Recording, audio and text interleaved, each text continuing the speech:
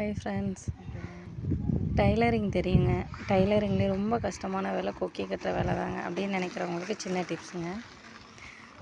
First நம்ம கொக்கி piece எடுத்துக்கணும். ஒன்று 3 இன்ச்சும் ஒன்று 2 இன்ச்சும் அளவெடுத்து அதுக்கு தகுந்தப்பில் கட் பண்ணி வச்சுக்கணுங்க. கொக்கி கட்டுற பீஸ் நம்மளை பார்த்து வச்சு கீழே ஒரு அடியில் ஒரு பீஸ் வச்சு ரஃபாக ஒரு தையல் ஒன்று ஓட்டிக்கணும்.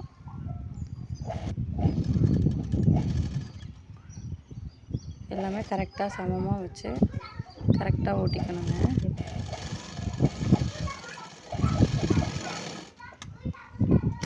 ஸ்ட்ரைட்டாக ஓட்டிட்டு நல்லா மடிச்சு விட்டு இன்னொரு பீஸ் இருக்கு இல்லைங்களா, அதை க்ளோஸ்டாக மடித்து க்ளோஸ் வந்துட்டு எந்த பக்கம் இருக்கணும்னா நல்ல பக்கம் க்ளோஸ்டாக இருக்கணும். உள்ளர போகிற சைடு வந்துட்டு ஓப்பனில் இருக்கணுங்க. எல்லாருக்குமே மேக்ஸிமம் 5 கொக்கி வைப்போமா, தெரியணுங்கிறக்காண்டி சொல்கிறேன்.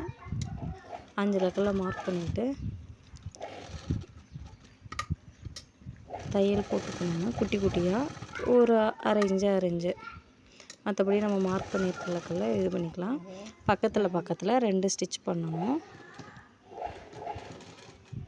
வீடியோ நல்லா பாருங்கள், பார்த்தீங்கன்னா உங்களுக்கு தெரியும்.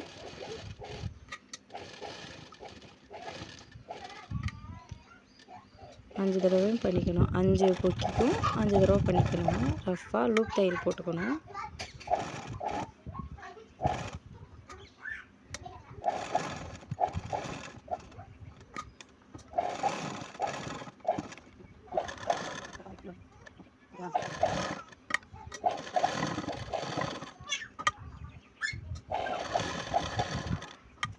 சின்ன கேப் இருந்தால் போதும், ரொம்ப கேப் விட வேண்டாம். ஏன்னா அப்போ தான் சின்ன கேப்பாக வச்சோம்னா கொஞ்சம் கொக்கி வந்து டைட்டாக உட்காரும். அதுக்காண்டி ரொம்ப குட்டியாக போடக்கூடாது, அப்புறம் கொக்கி உள்ளர மாட்டவே முடியாது, கஷ்டமாயிரும். ஓரளவு நார்மலாக வீடியோ பாருங்கள், ஓரளவு உங்களுக்கு தெரியும் பாருங்கள், அந்தளவுக்கு விட்டுக்கணும்.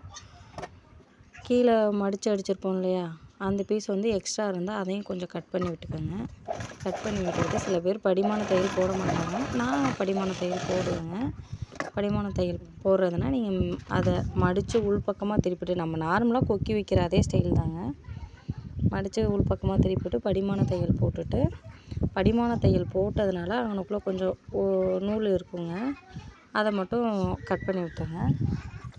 கட் பண்ணி விட்டுட்டு 5 கொக்கி எடுத்துகிட்டு நீட்டிட்டு நல்லா கவனிச்சுக்கோங்க. நம்ம 2ஆவதாக மடித்து வச்சோம் இல்லைங்களா, அந்த 2 பீஸையும் இது பண்ணிட்டு ஃபஸ்ட்டு வச்சதுக்கும் 2ஆவது மடித்து வச்சதுக்கும் நடுவில் கொக்கியை நம்ம பக்கம் திருப்பி உள்பக்கமாக கொடுத்து வெளியில் திருப்பணுங்க. பாருங்கள், நீங்கள் இப்போ வீடியோ பார்த்தீங்கன்னா நல்லா புரியும். திருப்பினீங்கன்னா கரெக்டாக வெளியில் வருங்க.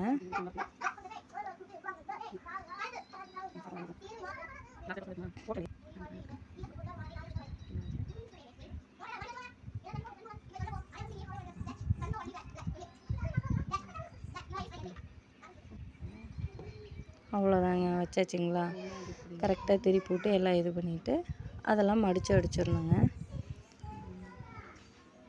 எப்போவுமே நார்மலாக நம்ம மடித்து அடிப்போம்ல, சேம் அதே தாங்க, வேறு ஒன்றும் இல்லை.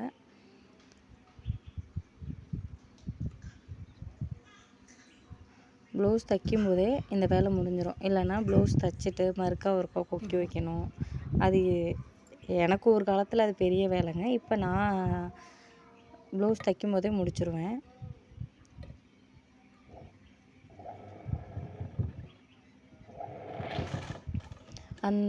எட்ஜில் தையல் போடும்போது கொக்கி இருக்கிறதுனால கொஞ்சம் கஷ்டமாக இருக்கும். ஒத்த குதிரை வச்சுருக்கவங்க மாற்றிட்டு இது பண்ணிக்கோங்க. இல்லை வேண்டாம் அப்படிங்கிறவங்க சைடு வாக்கில் போனீங்கன்னா கரெக்டாக வருங்க. ஃபஸ்ட்டு நீங்கள் கொக்கி வைக்கும்போது கொஞ்சம் தள்ளி வச்சுக்கோங்க கேப் விட்டு, அப்போ தையல் போட கொஞ்சம் ஈஸியாக இருக்கும்.